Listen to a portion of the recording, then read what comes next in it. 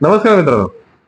आपण आज नाही का पंचकर्म आणि ड्राय कपिंग थेरपी यावर आपण थोडीशी माहिती घेणार आहोत.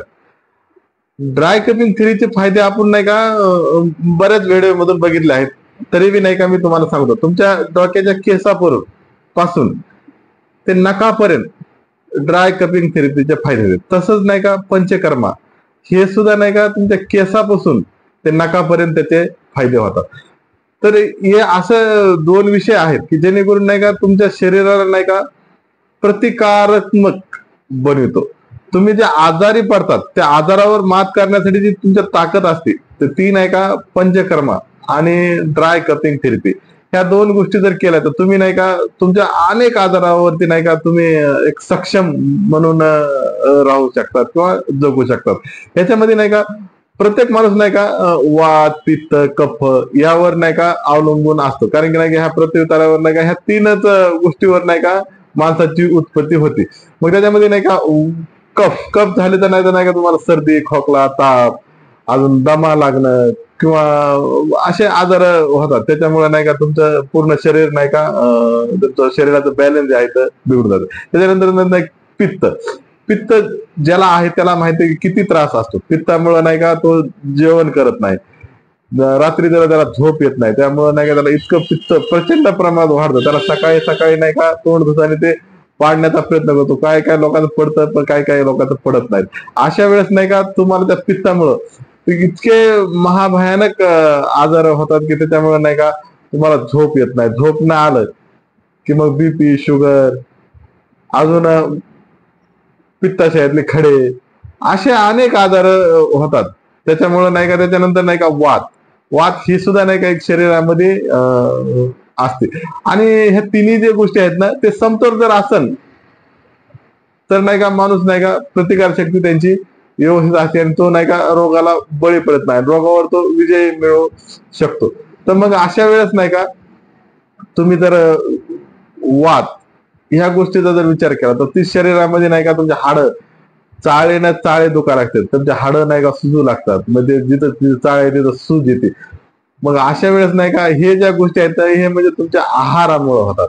आहार जर व्यवस्थित नसेल, आता व्यवस्थित नाही म्हणण्यापेक्षा तुम्हाला फार आहार चांगला घ्यायचा आहे, पण ते बनविणारा, करणारा किंवा ते पेरणारा माणूस हे तुमच्या थोडं ते आहाराचा विचार करणार.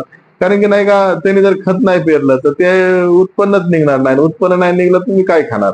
मग काय जे खातं ते आपल्याला खावं लागतं. अशा वेळेस नाही का तुम्ही जर पंचकर्मा केलं तर त्याच्यामध्ये नाही का पंचकर्मामध्ये नाही का शिरोधारा, बस्ती, ओमन, मसाज, स्टीम अशा गोष्टी असतात ज्याच्यामुळे नाही का तुमची प्रतिकार शक्ती नाही का प्रचंड प्रमाणात वाढत. तुमचे पित्त वाढणार नाही, तुमचे कफ वाढणार नाही, तुम्हाला वात वाढणार नाही.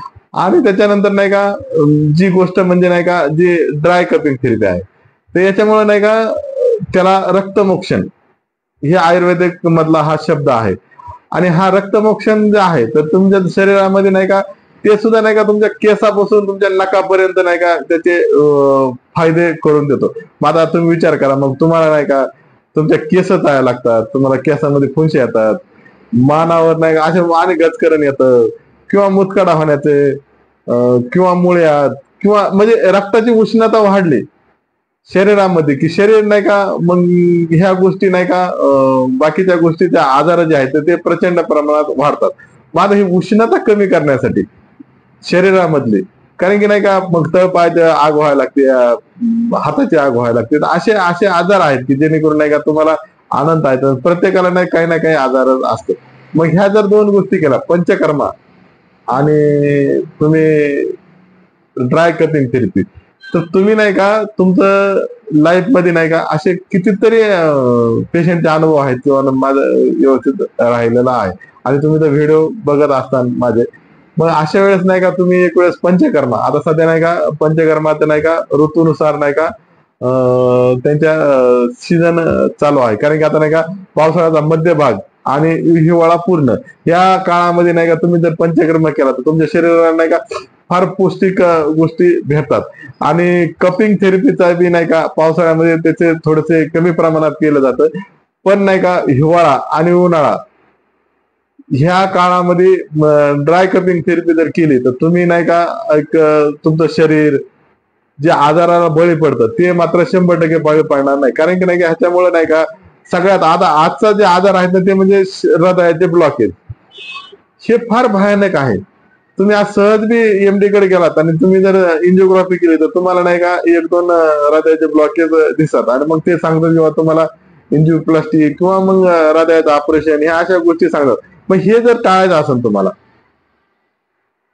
हे जर टाळायचं असेल तर तुम्ही नाही का एक वेळेस पंचकर्मा आणि ड्राय कपिंग थेरपी जर केली तर तुम्हाला 100% नाही का हृदयाचे ब्लॉकेज, मूतखडा, मुळ्यात, तुमच्या डोळ्याचे जे त्रास आहेत त्या अशा गोष्टीवर नाही का तुम्हाला 100% फरक पडणार ह्याची मात्र नाही का हे आहे.